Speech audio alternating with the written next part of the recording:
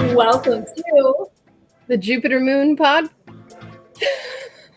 with your hosts Shanna Cross with Apogee of the Moon. and Yelena Crawford Astrology. This is episode 1. And this is all about the astrology of March 2022. And we made it through. It took us like a while to memorize that. Yeah. We've been practicing it for like the past 10 minutes. And yeah, I think we did good. Yeah, for the first time. First episode. Woohoo! Yeah. So we are just trying to figure out this cool new platform that we're using. And it's kind of cool because we can create our own little show. And Right. we thought it would be fun to come on and have a little dance party with everybody. So basically, can you see everything? Is it okay? Yeah, everything looks good. I just wanted to make everything bigger because it was such a tiny screen I had it on. So I think we're good now. Awesome. Well, we are really excited to be here with you guys. And this is the first episode of something that we've been trying to create for quite a while. And we just decided to do it. We picked a really good electional chart for today. And it was interesting because there is a total Jupiter moon connection. Yeah. Yeah, the moon was in Sagittarius in our electional chart. And Sagittarius is ruled by Jupiter. So I'm happy. It just happened to work out. Yeah, it just happened to work out perfectly. So basically, Shanna and I are buddies. If you guys haven't met her yet, well, this is going to be streaming to both of our channels. So I guess we should both introduce ourselves. So why don't you go first? Okay. I am Shanna Cross with Apogee of the Moon. And yeah, my handle is Moonapogee_astrology for YouTube, Instagram, and Facebook. And that's where you can find me. And she's really awesome. Thank you. My name is Yelena Crawford, and basically you can find me at Yelena Crawford Astrology on Instagram and YouTube. And Shanna and we're both teacher's assistants for the Cosmic Academy of Astrology. We work under Heather Eland, and that's how we met. And we kind of hit it off, and we have a Jupiter moon conjunction in our natal charts. So that's why we kind of birthed this creation and came up with the Jupiter moon. So if you see our cute little logo up in the corner of the screen, right over here, moon hugging Jupiter. But anyways, we just wanted to bring to you some of the highlights of each month of the year. So we're going to start obviously in March with the Astrological New Year. We thought this would be a really good time period. And we also decided that we were going to just choose some core parts of March. So Shanna, why don't you kind of take that? Because we do want to still do our weekly forecast. So explain that a little bit for us. So the way we're structuring this is that we'll go over the new moon, the full moon, and any other really big astrological implications that are going on. So for March, especially, the biggest one would be the sun ingressing into Aries, signaling the start of spring, the equinox, the rebirthing of the sun, I guess, in a different way. So it's kind of the astrological new year is what a lot of people call it, but it's going to be exciting because the sun is exalted in Aries, and there's all things bursting to life at this time of the year, things that have been planted and sown over the solstice in Capricorn. So that's what's going on there. And then we'll just talk about each of our own things on our own weekly videocast that we do. So, but we want to collaborate. So this is so we figured just breaking down like the big lunations of the month would be good enough, because there's a lot going on with the new and full moon and the astrological new year. So yeah, we would be talking for hours because we listed out all of the astrology and we were like, okay, this is a lot. And you and I like to talk. Yeah. So basically, we're also going to be doing a breakdown for all 12 zodiac signs at the end. So make sure you stay for this forecast, because this is going to give you a really good context, you guys, to help you understand your horoscope. So you might hear the horoscope and not really think it resonates, but this could help you kind of mold and shape an idea of what that horoscope could specifically mean for you, because they are general. So if you are looking to get a reading that's a little bit more in depth, that's personalized to you and your specific birth chart and how it's being activated, Shanna and I are also open for readings. And our cool little ticker at the bottom of the screen says our websites, because we're like official now. We've got our own little TV show. Right? I just love that so much. Okay, so why don't we go ahead and dive in? We are going to bring up the chart for the new moon in Pisces. Pisces. Magical, mystical Pisces. And I mean, I love talking about the new moon because if you cast it like an event chart, the new moon will definitely be an indication of what some of the energies of the upcoming month entail. So it's just basically like if you were to read your solar return chart, it's the energies of the year ahead. Well, this is the energy of the month collectively for all of us. So yeah, one of the cool things is that this new moon is conjunct Jupiter. Yay! It's fun time. And yeah, definitely. So what I like about this, basically in comparison to last month, Shanna, we had the new moon in Aquarius that was conjunct Saturn. Yes. So if you guys aren't aware, like Saturn is a malefic planet in traditional astrology, and it's known to say no to things. It is very limiting. It brings a lot of delays with situations. I don't know about you, Shanna, but I felt like everything I was trying to move forward just wasn't moving. Yes. There wasn't a whole lot of momentum. Yes. So anyways, the Jupiter conjunction to this new moon, it's like new beginnings are being seeded where everything is trying to say yes. It's very expansive energy. It's bringing loads of opportunities and abundant situations. Right. The thing is, though, watch out for overdoing it because Jupiter is combust at this point, right? Yes. And so it could burn away all the more benevolent kind of qualities and bring in more of just that overexpansion for overexpansion's sake. So definitely be careful with over promising, be careful with, things like that, because it's going to bring a lot of things. A lot. Definitely. Yeah, that's a really good point to make. Because what was the day? I mean, shortly after the new moon, like maybe I want to say it's like a week after, we have that Jupiter Cazimi, which will help you to temper that drive, temper your ambition, temper, your over optimistic nature of just thinking you could literally achieve the presidency of the United States of America, within the next week or something like that. That's the kind of energy that I think of when I think of Jupiter combust the sun. Right. It's definitely like over, like not overinflate. Well, yeah, overinflating. It's like overinflating what's actually there and like that. But yeah, I think it's only 2 days. I think it's like 2 to 3 days after the new moon that the sun and Jupiter are cazimi.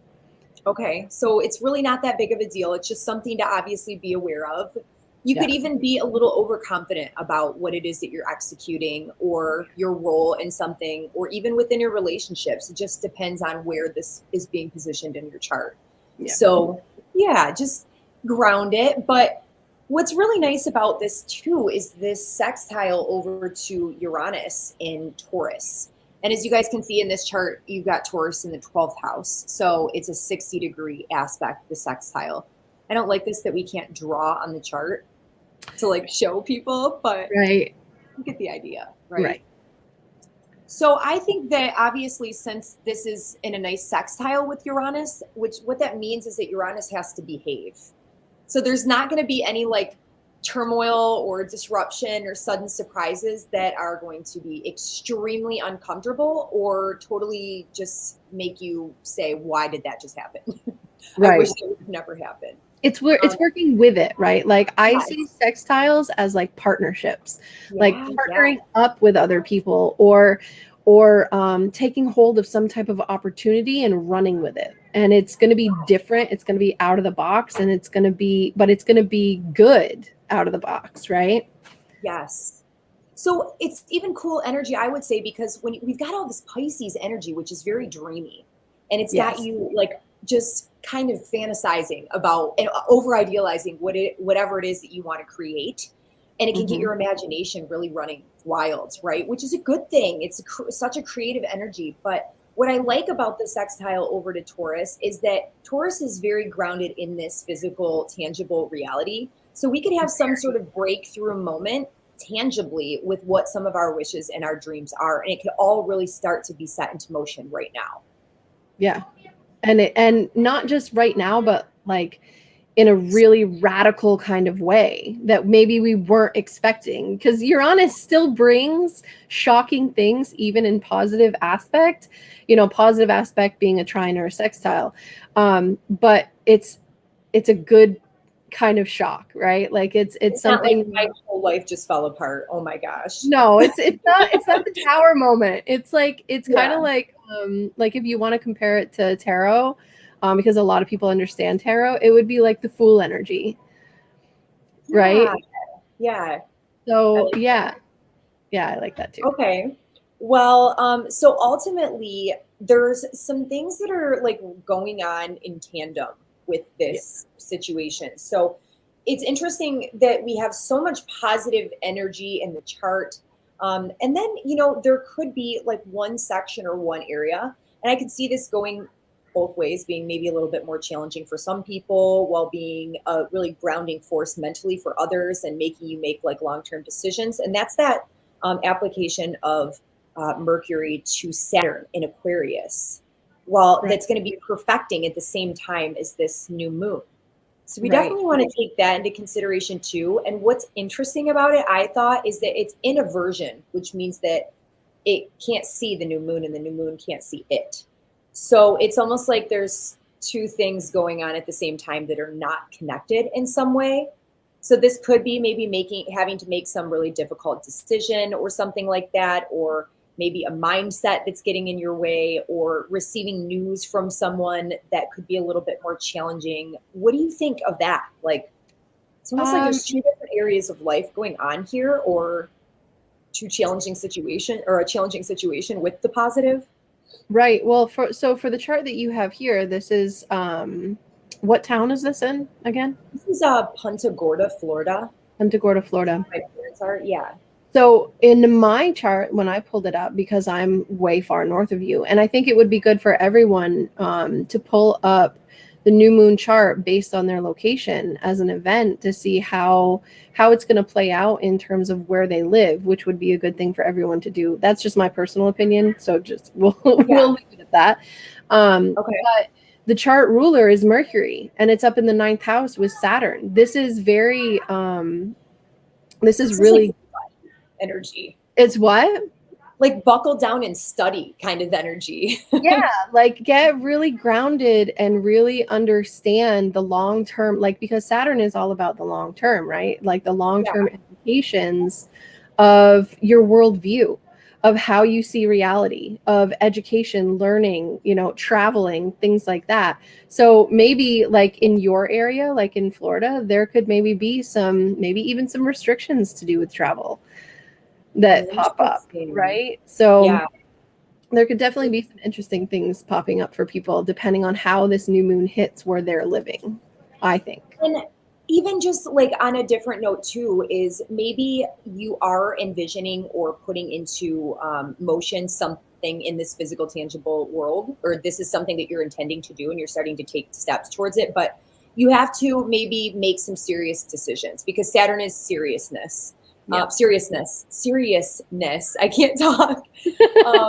Or you realize that you have to, I don't know. I mean, that's what I'm thinking is that there's something here where you're going to have to make a decision, Mercury, that might be serious, or maybe make some type of long-term decision, or have to do something with your mindset of some sort to get your mindset equal to what it is that your goals are. So I don't know. Yeah. That's definitely a thing too. And like Saturn and Mercury together too can be like, you really have to sit with things for a while before you make a decision. Yeah. I like that. Right? Yeah. Well, I just find it interesting. It's interesting to see like everything that's going on at the same time. But while this is also perfecting Mars and Venus, this Mars-Venus conjunction that has been taking place for a while, is, well, not a while, but like the past week anyways, is applying to that exact conjunction with Pluto. Mm-hmm. So again, we have another thing that's happening at the same time that's going to definitely be an energy that plays out over the course of this month of March. Right. So this is a really fiery, passionate energy, in my opinion.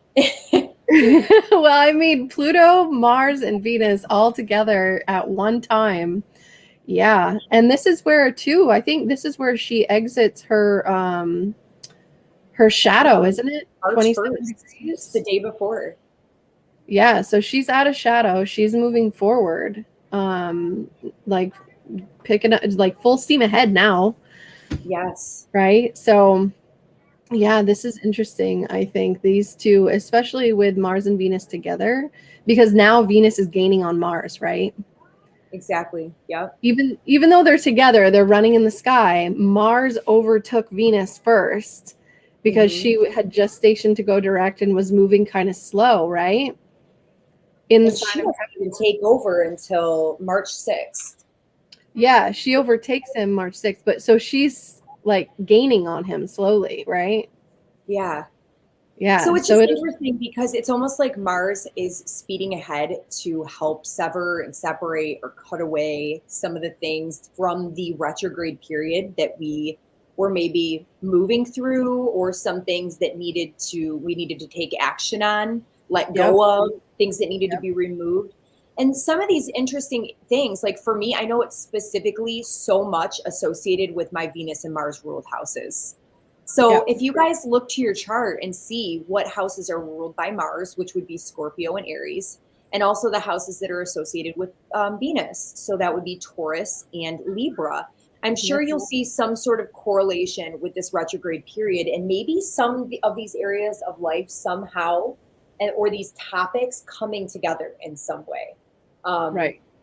Because of this Venus Mars conjunction. It's very interesting. Do you notice like a pretty exact interpretation of that in your chart as well, or? Yes. Like scary how exact it is. Oh, for sure. Yeah.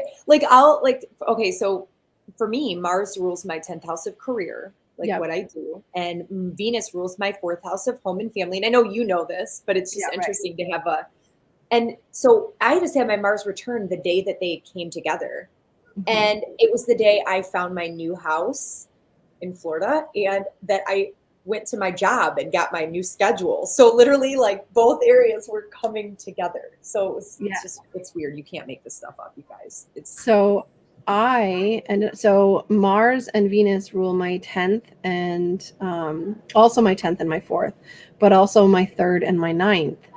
And they came together in my 6th house of work, right? So as they came together, I severed ties, or am severing ties, with your house job, with my normie job, I guess is what you want to say.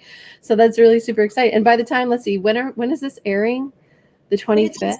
Shanna, I find it interesting too that your normie job is a 3rd house job. Yeah. And this job is a 9th house job. Yeah. Being an astrologer and like doing astrology work. Yeah. So, and can I say where you worked before? I won't keep it general. I mean, you can keep it general. It has to do with transportation. Yes.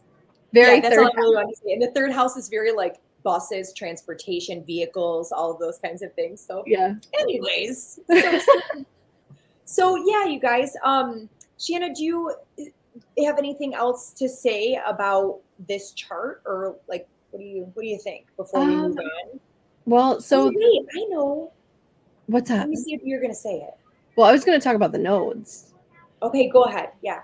Just the 12-6 axis, right? So the nodes are now in Taurus and Scorpio. And so with the nodes being like letting go of like, so to me, when I see the South Node in the 6th house, to me, it would be letting go of some type of fear that you've been holding on to that has been like running your daily life, right? And moving more towards the stability and, you know, that Taurus energy up there in the 12th house of kind of being like pulling away from and being behind the scenes. Like you're purposely letting go of something that's so scary to you that you're going to solitude and seclusion. Like that's what feels comfortable for you, and that's what's going to make you happy. And even just looking, that's beautiful. And if we look at it on a relationship perspective, because Mars and Venus, the dispositors of the nodes, are very much about relationship matters as well. Yep. And we look at the South Node in Scorpio, it could just be an unraveling or letting go of toxic behavior patterns related to relationships, resentments, jealousy, all of those kinds of things, or like just holding on to things for too long, letting those things go. It could be people, it could be just situations from past cheating or whatever it might be. You know what I mean? Right. And then North Node in Taurus is really moving towards valuing yourself more, establishing set morals that you operate from that are more in alignment with the person that you are now and will make your relationships better ultimately. Yeah. So I like that a lot too. Yeah. And with both of them too in the 8th house, that's being deeply intimate too. Yeah. That's being vulnerable, that's being intimate. And especially with Pluto in the 8th house, I mean, that's definitely like being vulnerable and being aware that you're being vulnerable and doing it on purpose. So this could even be like a regenerative force. I know I'm like thinking of it from my standpoint, and just to be vulnerable with you and you guys. Right. Vulnerability is something I have a hard time with when I'm in relationships because I've been hurt in my past, and just like everybody else, I'm nothing special. But when these connect with Pluto, it's almost as if Pluto is helping to regenerate and transform those areas to help us heal on a deep level so that we are able to share and be more vulnerable with other people. Yeah. So that we can make our dreams come true of whatever that it means for you. Right. Exactly. I love that. Cool. One thing I think we forgot, Shanna, is What's that that? this month, you guys, Shanna and I have realized is such a fated month. And I know that's so like cliche to say, but it is. This is the month of fate. Like, yes. But literally, you guys, like, there are so many eclipse activations. It's not even funny.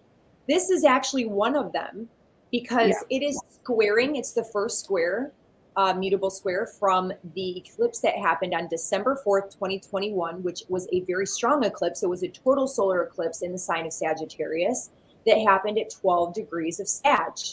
And it was with the South Node. So it was a significant ending, right? That would somehow maybe be tied in with a new beginning of some sort eventually.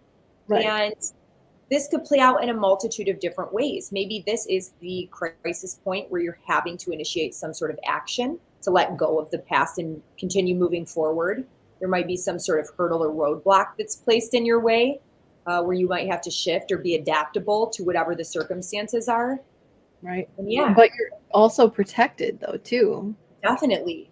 Right, with that Jupiter energy. So Jupiter definitely protects like from worst case scenario, right? So and he could potentially open up doors for you that you need to move into, because it would have been the dispositor of that eclipse as well. So with this is new. This is awesome. Yeah. And how long would you say that eclipse activation period is active, just so people know when to kind of look out for things like that?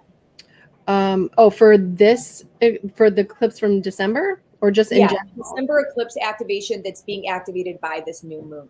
Oh yeah, so this could be something that is from now to the full moon in Virgo, so even just a few weeks. Like you might see as the moon comes down into Pisces from Aquarius, you'll probably start feeling it as, you know what I mean? Like just a few days before, a few days after, there will be signs and synchronicities, especially with Jupiter there, right? Showing you that there's opportunity, there's doors opening, there's things going on. And then when we hit that full moon in Virgo, right, there could be a fulfillment or a partial fulfillment of that. And then probably the next, the opposition, that new moon opposition, right? There could be another unfoldment of it. But then really the new moon in Virgo in the fall could definitely see more manifestations of it, period. Like so 6 months from now, you guys, is a big time as well. And also just keep in mind, everybody, that since this was an activation of a solar eclipse, this is typically going to bring external real world, physical, tangible things in your life because it's solar. When it's lunar, it's definitely more of an internal emotional kind of change that might be occurring. So this is something that you could actually see happening or experience it, you know? But anyways, I think really, I just had a note here that I think this is going to be significant for, especially for those with planets and points between 7 and 17 degrees of all the mutable signs, because this will be either conjunct, squaring, or opposing those points. Yep, definitely. I would say so. So it's definitely an activation not only of the eclipse, but also with this new moon with Jupiter specifically. There's definitely going to be some really interesting things going on here. Yes, For definitely. sure. Some really profound, maybe even prophetic new beginnings. Cool. Well, do you want to put this chart to rest? I think we've talked about it. So Okay. So then we'll bring up the Astro New Year chart, but as you can see, we're looking at the sun when we talk about the Astrological New Year, because it's when the sun moves into the sign of Aries, when it hits that 0 degree mark. And as you can see, I must have typed in just shy of what the actual time was, because we have the sun at 29 degrees, 59 minutes. yeah, you're like a minute off. Just pretend that it's at 0 degrees, just for the sake of this. Right. But I just wanted you guys to kind of see that and see what's going on in the chart here anyways. And then I think we're going to, do you want to look at this chart at all, or do you want to just talk without the chart on the screen? I mean, it's, yeah, we can do either or. It's not that big of a deal, I don't think. I don't really think there's too much here to chat about on the screen, so we'll give them a little screen break, I guess. Okay. Okay. Hi. Hi. So, Astrological New Year. So basically, astronomically, this is when the sun intersects with the celestial equator, and it is equal parts night and day, equal parts light and dark. Yep. So that's basically a really powerful time, because Aries is a fire sign, right? Yep. Fire, cardinal fire. And cardinal is all about initiation, taking action, starting new things. It's a sign of leadership and get her done. Right? Not sure why I just channeled my inner redneck, but I love I'm not judging. I like everybody. So just, but I was channeling it for some reason. But anyways, what are your thoughts on this one? So I definitely think like this ingress into Aries, this one is going to be really interesting, because as soon as it hits that 0 degree mark, it will be like degree based conjunct Chiron, right? Yeah. Chiron's like what, 10? Yeah, it's like 9 or 10 by the time this hits there. So it's degree based, but it's like this is springtime in the northern hemisphere, right? So this is when the sun is returning to like the height of its power, right? And it's exalted in Aries, so it functions optimally here. It's like, it is kind of like that, like, yes, I'm seen. It's not like the sun in Leo where it's more regal energy. No, this is, I'm here. I need to take action on something. I need to do something. Let's get going. Let's get started. What are we going to do? Let's just jump in and do it now, right? Definitely. That kind of, and think like babies are born. Huh? Oh, sorry, I didn't mean to cut you off. Oh no, it's okay. What'd you say? It's hard to know if you're gonna like keep talking or not. So I think that this is like a time period which we could consider a shift or a pivot. It's like a turning point, literally a turning point. Because if you think of it seasonally, it is a shift in seasons where we're moving from winter into spring, literally. Yeah. So it's a pretty dramatic shift in temperature, and light and everything. So light, heat, all of it. Yeah. So you can just kind of superimpose that onto your actual life circumstances, and there you go. This is when a lot of those changes are going to be set in motion. Yes, definitely. And then there's also too, like, if you're thinking about it from a seasonal standpoint, this is when action is starting to be taken on the seeds that were planted at the solstice in Yes. December, right? So when the sun officially dies, you know, on the Crew constellation, I'll bring that in, right? And so when that happens, that's a time to rest, especially in Capricorn, because it is a feminine earth sign. So it's a time for the earth and for all the beings on the planet to rest and Yes. to kind of regain their sense of self and their sense of autonomy and all of that, right?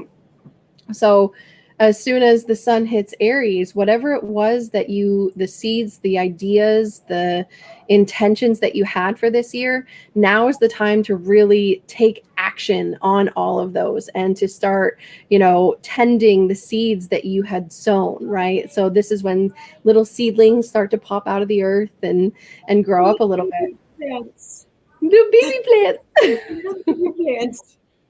And now you have to maintain all of that, maintain every creation that you've had, because what we have to remember too is that Aries season, yes, it's an initiator, but it can fizzle out quickly.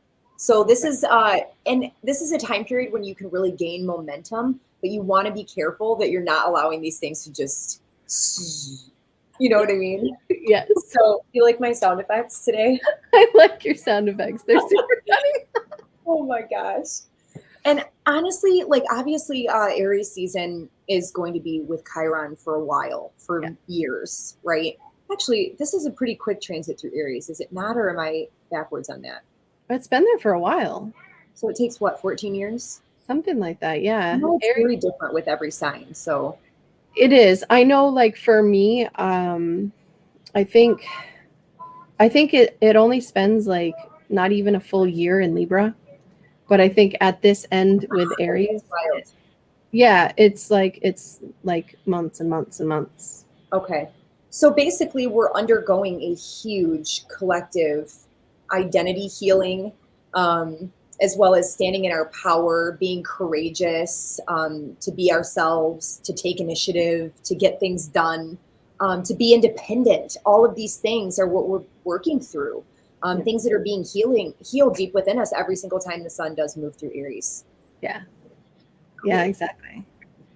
So do you want to cover anything else with the equinox, or? I don't think Honestly, so. Maybe we should just give them a couple ideas for if they want to celebrate the equinox and what they can do. Like, for instance, this would be, in my opinion, a really good time to set your New Year's intentions, not necessarily January 1st. But if you want to set goals or anything like that, this could be a good time. Well, actually, moving them forward. Moving them forward. Yeah, definitely moving. An adjustment period. Yeah. So like, because if you want to think about it, this is the quarter square, right? Yes. So whenever we have that square, that first quarter square of movement, it's a crisis.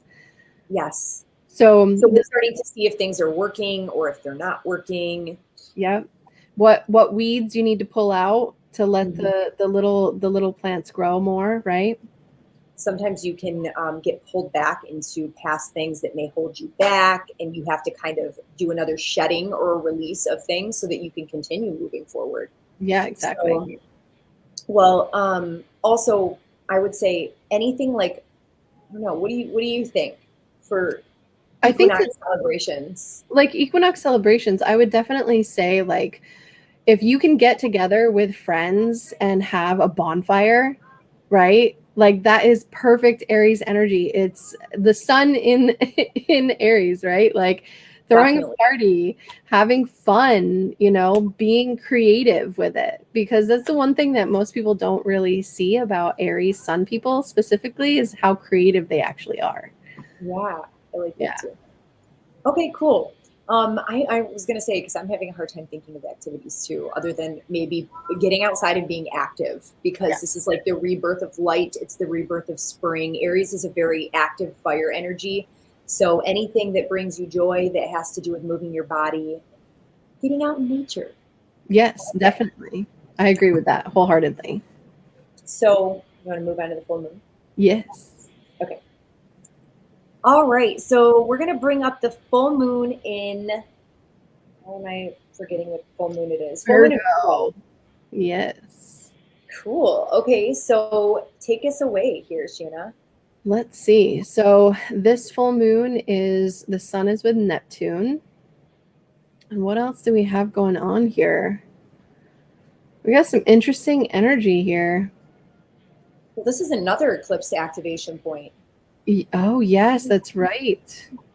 Because the This is moon, a nice, I really like this one too. yeah, the trine. And especially, what is that little, is that the part of fortune up there with the moon? Either that or it's the Earth.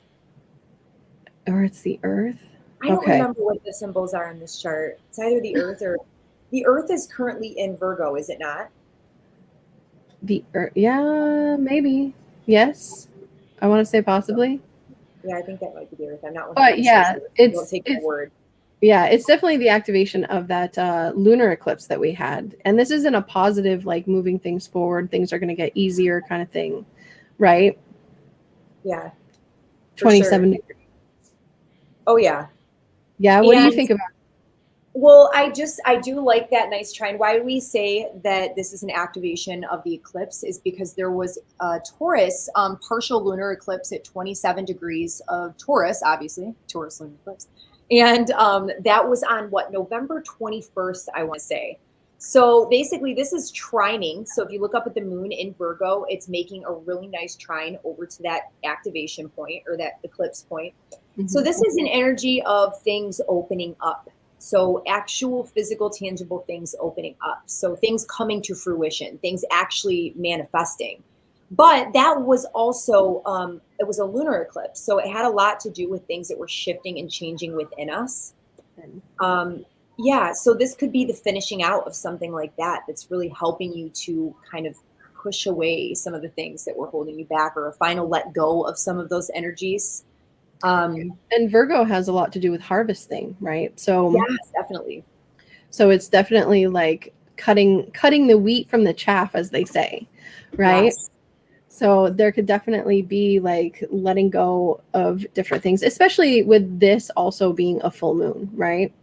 And Yes. letting go of what no longer serves you, but doing it in such a way that it's going to come easily. It's going to happen naturally, and it's going to fall away without effort, without strife. You know what I mean? Exactly. Yeah. And what I like about this too is Virgo obviously is very health centric, health focused. It's all about taking care of yourself, nutrition, maintaining the physical body, and also it's a very like it can be a very critical energy sometimes too. So I look at this as kind of an illumination or a light being shined on, really focusing in on those types of aspects. Um, and what's interesting here is I'm just trying to figure out and bringing in this Sun conjunction to Neptune because sometimes, especially when that's in Pisces and Jupiter starting to get close and kind of amplify that a little bit, that's Yeah. kind of I don't want to say unrealistic, but it's definitely an energy that's out in the ethers a little bit where we're daydreaming and we're just focused on the most imaginative things and like our wishes and dreams for the future. And sometimes, like, I don't know, that could even be an energy of even escapism too for some people, For some especially if this was hitting something difficult. So I don't know, this is an interesting energy for sure, but I don't hate it. No, and tired though. I can definitely say that, like, okay, so I'm a Leo ascendant. I'm ruled by the sun. Yeah. Whenever the sun comes near Pisces, comes into Pisces or comes near Neptune, I've noticed I am always drained of energy. Like I am, then there's no reason for it. I just want to sleep all the time. So And there people can, could, while the sun is like dissolving the energy, or Neptune is dissolving the energy of the sun, yeah, there's probably going to be a lot of daily things that need to be done, a lot of tasks. There's probably going to be, so it's like these two opposing energies where, you know, we are trying to focus on being of service or focus on taking care of ourselves, our physical bodies, all of these different things, while we also have this drain, a little bit of a drain that's going on too. yeah. And we've heard quite a few people already talking about the Pisces drain. I know I have. We did today a little bit too. So Yeah.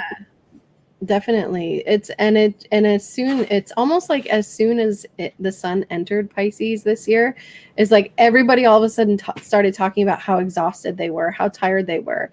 And I started by just chalking it up to the full moon, like kind of like the full moon hangover. Yeah, But it's not. It's literally the sun entered Pisces. So yeah. definitely. Yeah. And when the sun is in Pisces anyways, it's naturally a purging energy because Pisces is the last sign of the zodiac. So ultimately, I feel like there's a lot of letting go energy that's associated with this in general. Um, it's just, it'll be an interesting one. I have here too. Um, let's see. Well, it's nice too, Shanna, because this actually trines Pluto and the sun is in sextile to Pluto. Ooh, it is.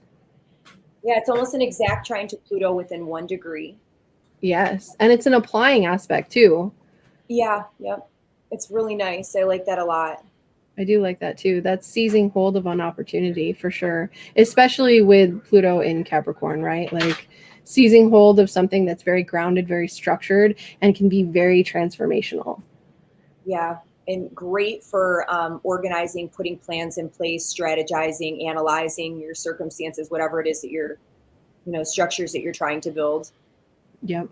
Wherever your ambitions are leading you, I guess you could say. Yes, that's a really good way to put it too. So ultimately, it looks like we have a really positive month. I mean, obviously, there's always going to be little challenges, right? I mean, that's just life in general, and there's never a month when we don't have challenge. But Well, and we do have that final square though with Venus and Mars squaring Uranus over in Taurus from Aquarius, but that's approaching after this full moon, right? So we'll be feeling it at this full moon, and that could be a little bit of like where some tension is in our lives with the Aquarius and the Taurus parts of our chart. There could be some tension there. yeah, But the full moon in Virgo, especially with that really nice trine and sextile to Pluto, could definitely see other areas of life having more ease. well, sorry. Um, and you and I, when we were looking at the rest of the month, Yeah, the full moon's pretty early in the month. It's the 18th. right. So then once we get closer to the end, like you said, the third quarter moon, and then Mercury enters Aries and it's like Mercury, Sun, Chiron. Yeah, And then we've got the buildup that starts to begin in Aquarius. So you guys, that's what Shanna's referring to is we've got a Venus, Mars, Saturn conjunction. Yeah, that's starting Pairing. to, yeah, that's starting to Yeah. take place. So that'll be quite an interesting energy. And I think we're going to talk about that more so in our like own individual forecast on our channel. Yeah. But yeah, she's right. Because I said to Shanna, I'm like, doesn't it seem like the end of the month gets a little Dicey. dicey a little bit? Like we've got all this magic and all this great energy, and it's almost like things start opening up, but then we hit our first roadblocks. Where Yes. we're like, or either that or there's some other area of life that's kind of preventing us from this magic that's appearing. We're like, Right. how can we even make this happen when we're stuck in this area? Right. So And then they're all going to be squaring the nodes too. yeah. Like Venus and Mars will square before Saturn does, right? Or is it close to the same time? Something like that. Yeah. It gets a little gnarly there. So there could be some more things removed. Could be some more cutting away. There could be some more delays and some more challenges. I mean, these planets, because eventually Venus will overtake Mars and then Venus will hit everything first. So Venus hits the square to Uranus and then Venus hits Saturn. And then Mars hits the square to Uranus and Mars hits Saturn. Right. So it's really interesting. It's almost like some of this is a destabilizing situation. Where something is destabilized or there's some big disruption or some giant change that occurs suddenly and out of the blue. Right. And then Saturn hopefully will be the grounding force, bringing some stability, I hope. Right. Exactly. optimistic way of looking at it, I guess. Yeah. Well, I mean, for those of us born during the day, Saturn's not really going to, be that much of a Rudy, right? But Mars, well, Yeah. Mars can We be. could challenging. And me and Shanna are in this document, like typing this stuff up, and I'm watching her, like, oh, this one doesn't look very good, and I'm like, I don't like that one. Some of the challenging stuff that's coming up. I think, I think it was the exact date of Mars squaring Uranus, and I'm like, oh, this one will be fun, and you're like, said no one ever. Yeah, it doesn't look. I don't know. We'll see. But you guys have to remember too, we don't say this to make you guys have fear or anything like that, because these are all passing energies. Honestly, when I do readings sometimes and I'm talking about some of these more challenging things that we're discussing, people are like, well, that's what my whole year is going to be like. And I'm like, no, it's like a couple weeks. Yeah. You know what I mean? Where it might be a big changing point, because obviously squares and everything like that, especially if they're including Uranus, this could be times when you look back and you're like, well, if I didn't have that energy, then the change would have never been made. Exactly.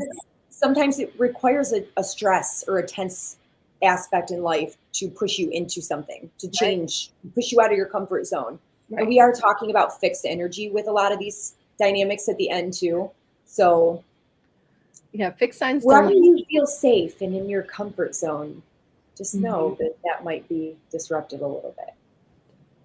But it's ultimately for your best and highest good, because it's with the nodes. Right. So there's going to be shedding of the past to move towards that grounded, stable future you want to grab hold of. Exactly. Yep. I like that. Well, do you think that we should go into all signs forecasts? Why don't we focus on the new moon for people? Because that one I think is going to be really cool. Yeah, that's cool. And yeah, I like that. And do you need to take a little quick break, or are you good? I mean, I think I'm good. Okay, are you cool? I was just making sure, because I was going to say we can always put another little 30-second countdown if you need to, or, whatever. But run to the bathroom. I wasn't sure if you needed to. No, we're good. Okay, cool. Well, we'll go ahead. And do you want to start us out? With Aries. Yes. Oh, this one will be fun. This is the 12th house. So this new beginning that is coming with the sun, the moon, and Jupiter, like this new beginning in your 12th house, this can be, see, I can see this playing out a few different ways. So I should probably just focus to one, huh? One or two? Sure. Yeah. I mean, whatever you want to do, wherever you feel called to. Okay, so in one aspect, this could be a new beginning in a spiritual pursuit for Aries ascendant people, specifically the ascendant, because this would be 12 houses away from your ascendant, your physical body. So this could be a new spiritual practice. This could be even a new way for you to find rest and reprieve, and doing it in such a way as to maybe even take time to go somewhere for this rest and reprieve, right? This could be because, especially Jupiter being the ruler of the 9th house as well, and it's in the 12th, traveling to a retreat somewhere. Or it could be maybe if you've been suffering from really weird health issues, this could be traveling to a doctor in a different area than what you live and getting some answers, right? It could be that as well. And I'm not a doctor, right? So I'm just going to leave it at that, because I can't give medical advice. But this also can be maybe even a new sense of like the dreams that you have, like in your sleeping life. Maybe there's some prophetic dreams that happen where you get a glimpse into the future, especially with Jupiter there. I think that's definitely like that expansive kind of view into the future as well. So those are just some simple scenarios that I can come up with off the top of my head. So that's what I have for Aries. Yeah. Okay. So we've got this mystical, magical new moon in Pisces. Oh, Taurus, Taurus rising in sun. Yeah. So again, we have this really mystical, magical, lovely new moon conjunct Jupiter, and a pretty good house for you, because the 11th house is actually, in Hellenistic astrology, it's the joy of Jupiter, and it's a place that Jupiter loves to be. because Jupiter is all about sharing wealth and abundance and friendship and joy and all of those kinds of things.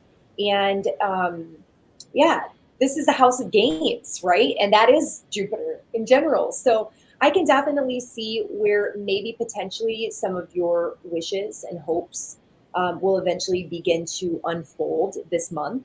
You're going to be able to start to see some of these things actually manifesting if it was something that you've been working really hard towards over the course of a period of time that could actually manifest at this time. This is also going to be a really auspicious time for connections with other people.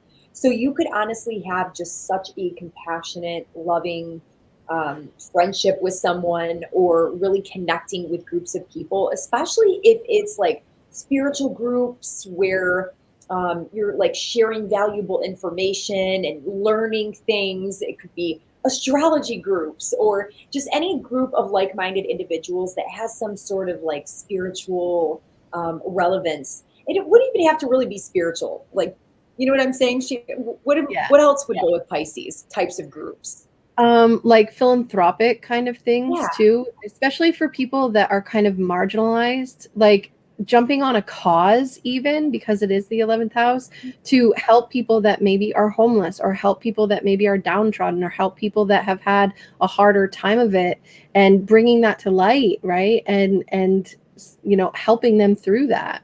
Very service oriented. Yeah. Yeah, I like that a lot. So I really like the 11th house in general. I think that pretty much sums it up. Yeah. Okay, so then Gemini. So this new moon is happening in your 10th house. So go Gemini. So the 10th house has to do with your public standing, your public reputation, your career.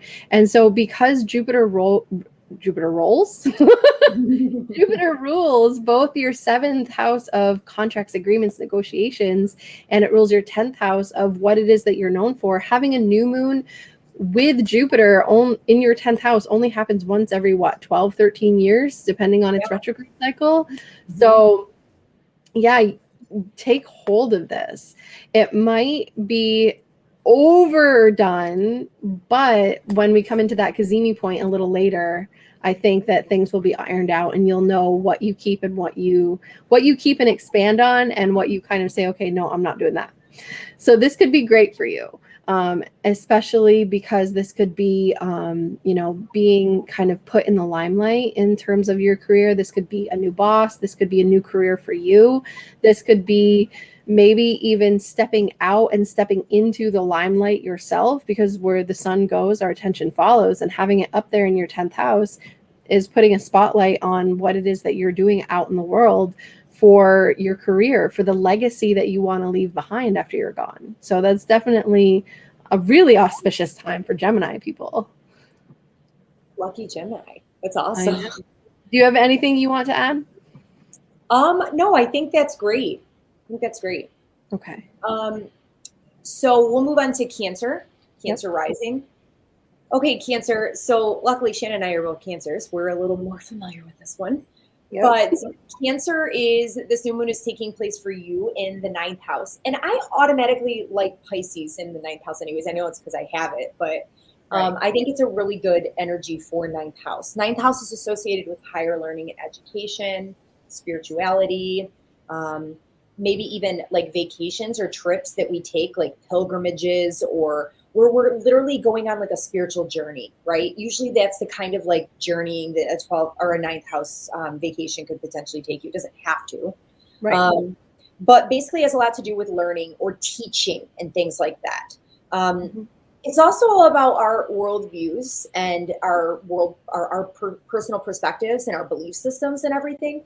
And I think since this eclipse, or since this new moon was squaring the eclipse point, which happened in Sagittarius, this could be a really big, dreamy, spiritual awakening kind of energy. Or if you've already had spiritual awakenings, another level of that, where you are really shifting your worldviews and your personal perspectives and kind of reaching a point where you're having to let go of some of your belief systems altogether, or maybe another layer of them, because it's the first square, right?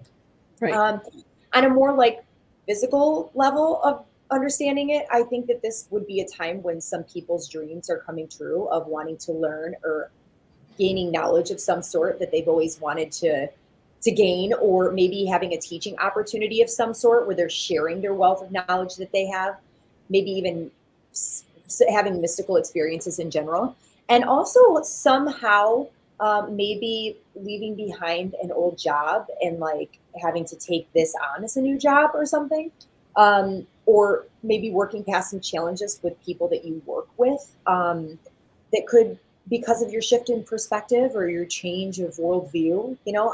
Is there anything else that you can think of with this? I think that pretty much sums it up. That's a good rundown. Okay. And Yeah. also, I guess one other way to look at it is because the sixth house is associated with health, and this is kind of leaving behind old habits, patterns, and tendencies that aren't contributing to your well-being because of this big shift that you've had. Right. Maybe learning to love yourself a little bit more. You're having like a big breakthrough with that. So I love that. thanks. Yeah. And then for Leo, this is happening in your 8th house. So this can be a new beginning in terms of your partner's finances. This could be, see, I have this, and I always get so uncomfortable talking about the 8th house. You're good to talk about it though, because you're used to it. Right. Yeah, I'm used to that energy. So this is also where my moon is for Leo ascendants too. Like this is where my moon is. So yeah, it's an interesting house for sure. But this new moon specifically, especially happening with Jupiter, this could be some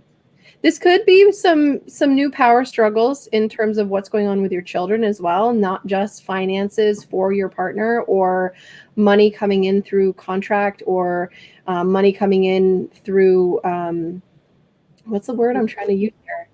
Good Lord. Like this isn't a money house, but it's a money house in terms of like partnerships and contracts.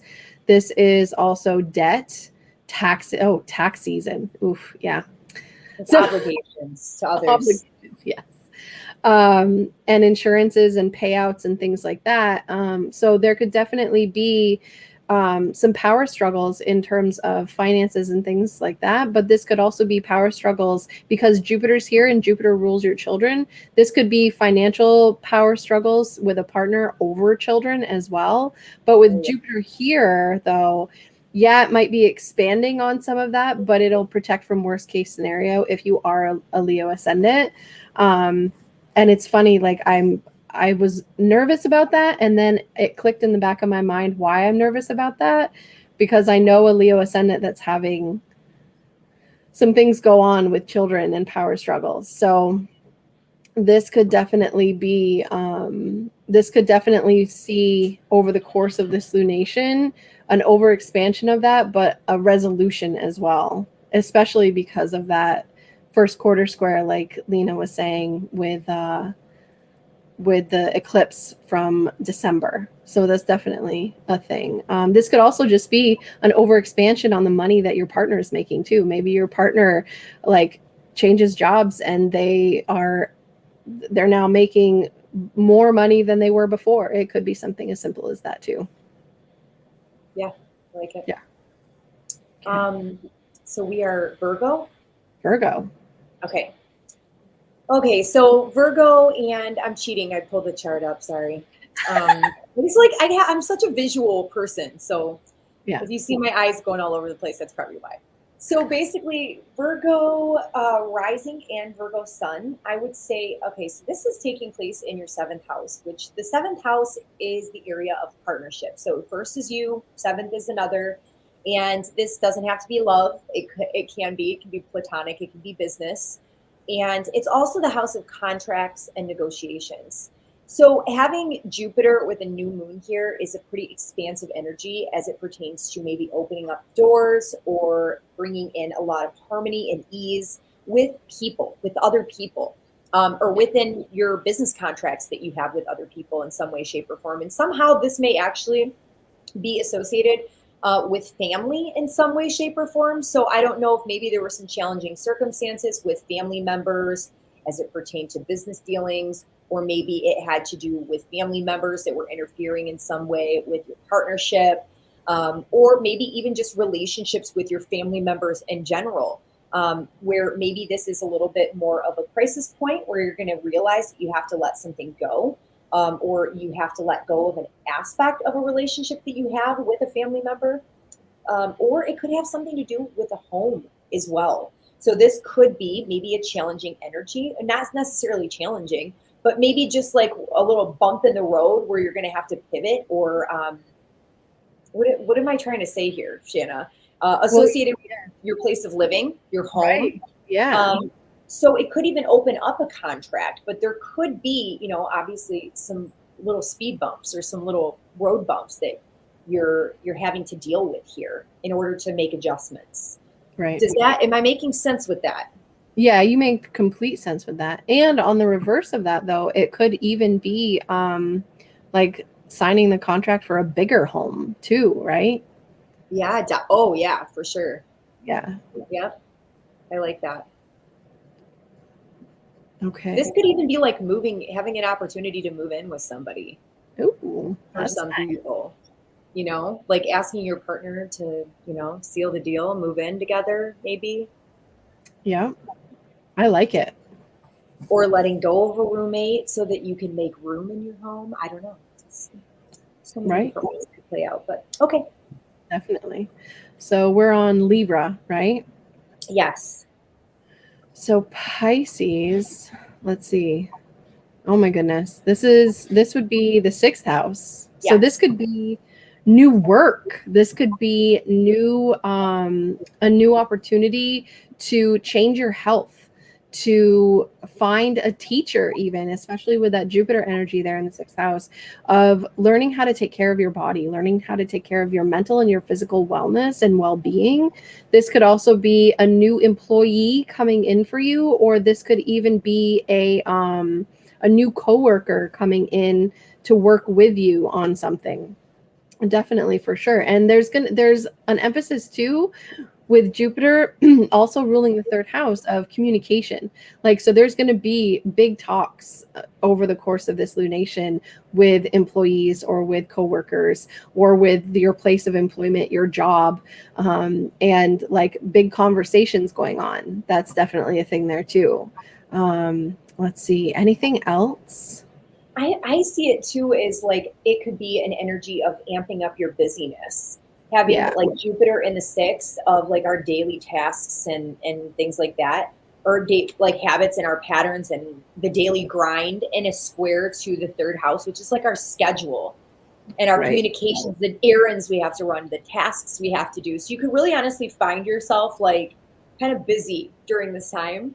You're right. And kind of having to learn to adapt to that and figure out how to focus on your health. But yeah, that's definitely a thing too, especially with Jupiter being combust at the time of the new moon.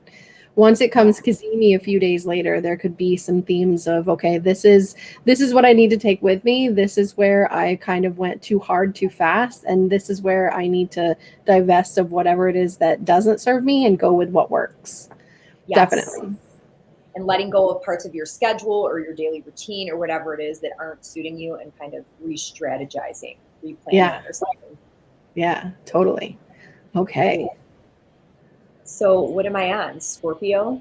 You're on Scorpio. All right. So Scorpio, we've got this Pisces new moon in your 5th house, which is another really good place for a new moon. I really like that. And this is pretty fertile energy. So if you are not planning on maybe having a child or anything like that, I would be extra careful during this time, especially with Jupiter, because in traditional astrology, Jupiter is a very fertile planet. It rules over fertility, especially when it's placed in a water sign. So yeah, I would be a little careful with that. That's good to know. Yeah, maybe even like if people there's some new exciting thing that's going on with your children. Maybe they're expanding in some way, some of their hobbies or what they're good at. And maybe it's kind of like breaking the bank a little bit. You know what I mean? Because you've got the square over to the 2nd house, over to the 2nd house, which is this house that Jupiter also rules, which is activating that eclipse point. So there may have been an income source that we had to be let go of, or maybe there was some sort of a decrease in your finances. It could be related to your matters related to your child or something like that.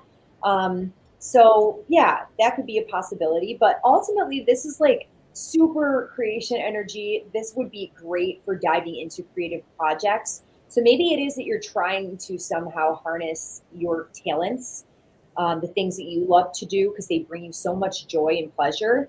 And you're trying to figure out how to make that a business or bring in income. So this is another like hurdle point where you're having to say, okay, this is what needs to change in order for this to work financially for me, right?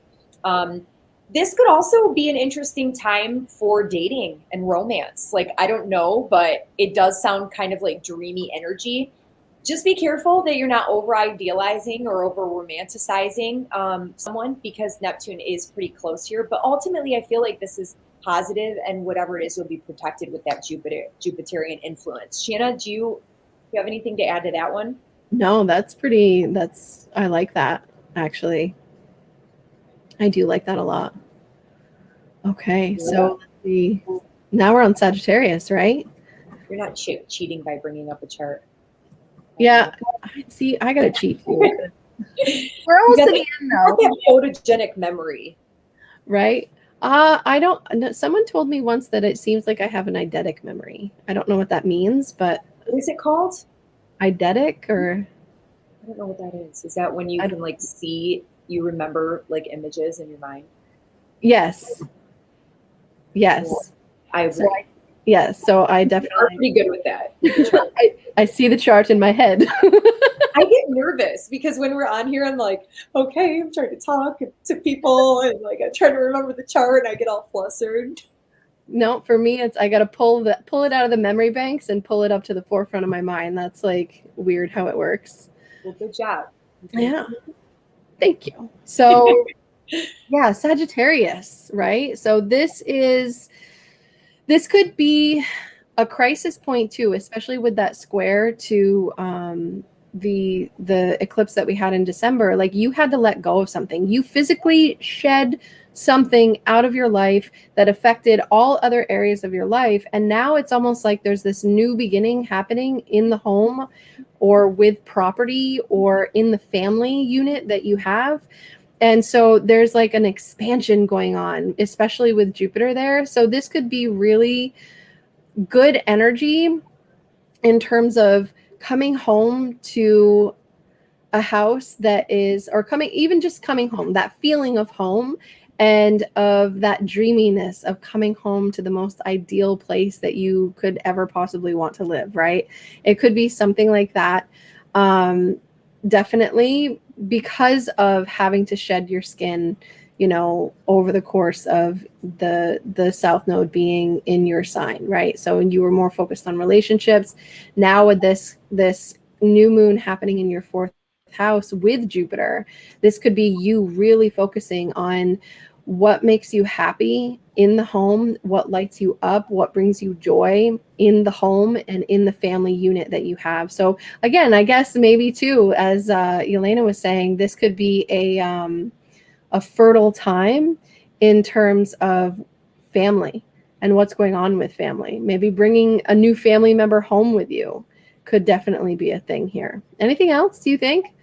You could even like, because Jupiter is such a travel sign, like some people might be traveling and maybe finding a home that they love and wanting to settle down somewhere that they travel to or something like that, or Yes, that something could like that. I don't know. yeah. No, I like that. I would say yes to that too. And that's Yeah, exciting. that Good is for really you exciting. if you are. Woohoo. Get it. Are you good with that one or do you have anything else to add? No, I think I'm good. I think I'm good. Okay. Okay, well, I am on Capricorn, and Capricorn, this new moon with Jupiter, this exciting new moon, is happening in your third house.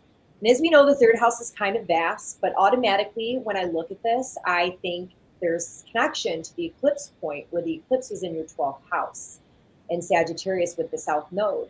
So I have a feeling that this, for some of you, has a lot to do with your mind, your conscious mind as well as your subconscious mind, and that there's been a lot of transformation that's kind of been taking place behind the scenes, where you have went through a process of letting go of a lot, purging a lot, of potential negativity and old belief system and old ways of operating in the world that aren't serving you at all, you know, letting go of a lot of self-sabotaging behaviors and stuff. And you might be reaching another turning point where you are letting go of another layer of that. You could kind of reach a point where you're like, I just can't stand this anymore. You have to let it go. So you're adopting this brand new optimistic viewpoint of the world, and your mind isn't so optimistic because the third house does represent the mind and our thought processes and our decision-making abilities. And this is really starting to make you feel like there's so many possibilities.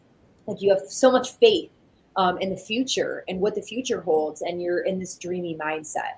I also think that this could be really, really nice energy for potentially taking some short trips or travel. So if you feel like maybe you do need to rest, step away from the world, and take a little bit more of retreating time, with that 12th house also being activated here, this could have potentially be a nice energy for you to be able to do that, because the third house does rule travel by vehicle and everything.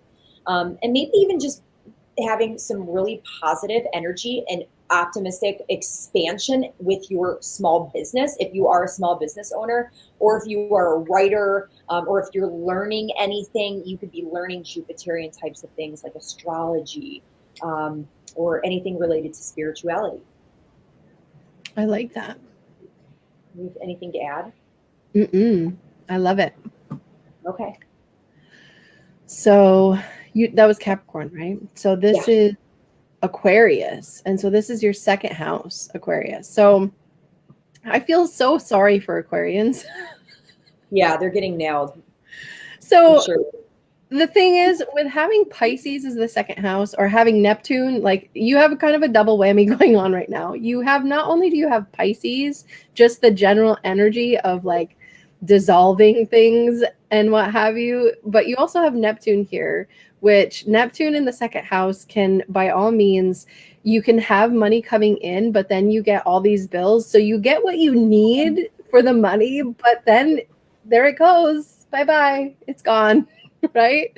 So with Jupiter here, it can expand on that. And so this new moon, this could be a new beginning in terms of your finances, or in terms of how you make your money, or the possessions or the things that you value. Even the way that you spend your money can be going through kind of like a weird transformational process with Jupiter here. Like Jupiter is refreshing this house. It hasn't been here for 12 years.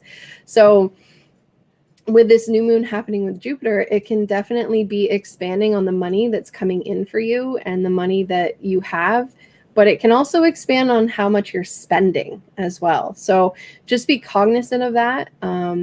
And like, just be aware that maybe if you get a good bump in pay, you don't want to automatically go out and start buying things just because you haven't had the resources to do that. Maybe kind of bring it down to the physical, the tangible, maybe have some cash on hand and just kind of squirrel it away for a rainy day. I like that a lot. Yeah.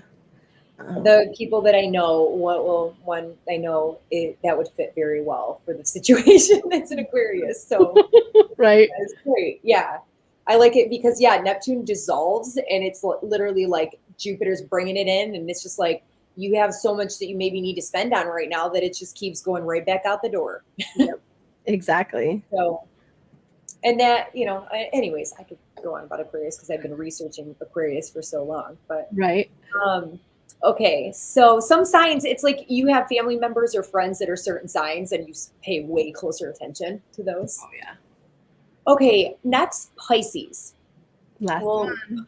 yeah, Pisces, this is exciting because I feel like you've been in the dark for quite a while, and you still have Saturn in the 12th house, and this could have potentially been quite a challenging time period where, you're really just focusing on retreating behind the scenes. There could have been some challenging situations that have occurred for you previously, maybe even starting like 2020-ish when Saturn did enter the 12th house. So I think ultimately this is kind of a big time rebirth period for you, because when we think of the 12th house in traditional astrology, it's literally like the gestation period before birth. And this moon is coming out into the first house with Jupiter, which is the ruler of Pisces, which is rebirthing you. into this new identity, this new person after you went through some pretty challenging, I would say, like a cocoon moment. The 12th house is definitely like the chrysalis.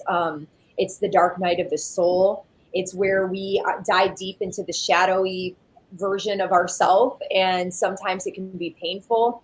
And you're being reborn from that. So this is going to be much more expansive when you've been going through quite a situation where maybe even you felt like you were in prison, or you felt like you were in shackles in some way, shape, or form.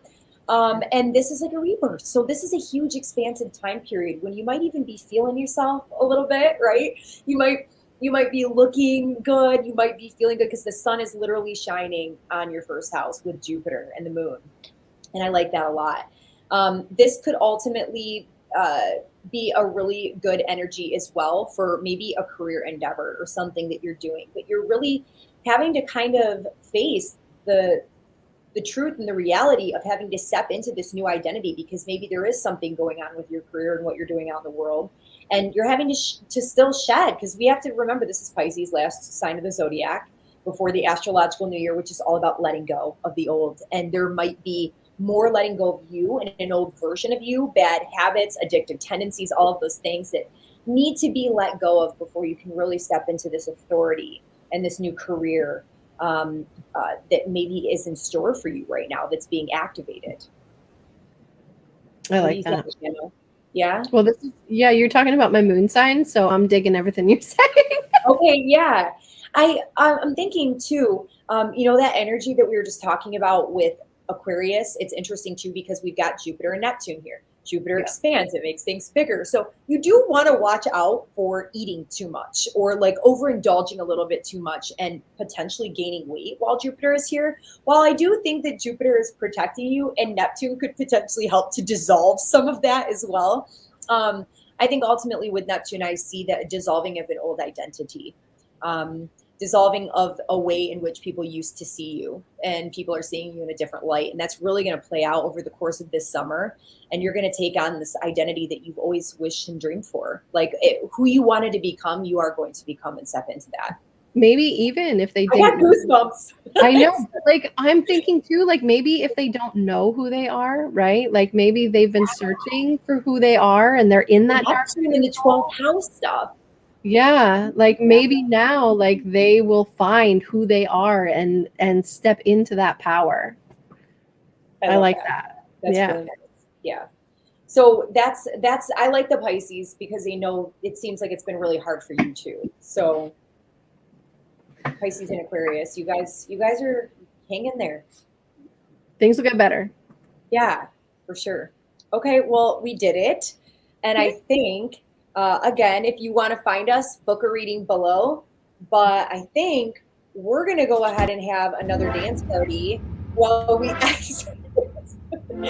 Woo! So thank you guys for joining us. Yes, we are your hosts. Shanna Cross with Apogee of the Moon. And Yelena Crawford with Yelena Crawford Astrology. And this was episode 1 of the Jupiter Moon podcast or vlogcast. Here we go. We'll see you guys next month.